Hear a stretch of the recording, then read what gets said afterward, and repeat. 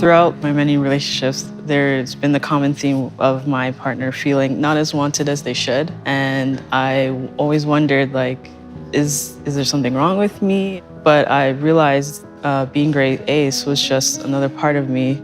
And there's nothing wrong with me. I'm not broken. I just experience sexual attraction and love in a different way.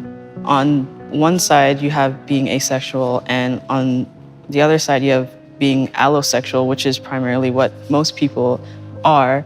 And I fall somewhere in the middle where I feel sexual attraction sometimes, not often, and for particular people.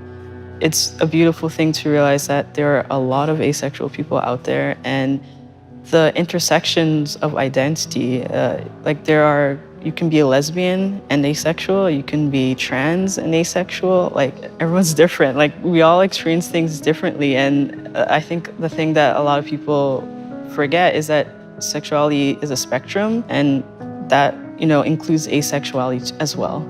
I do feel it's important to tell people and to talk about it because I understand that seeing healthy representation of different identities leads to people feeling validated within themselves, and that's really, really valuable and important.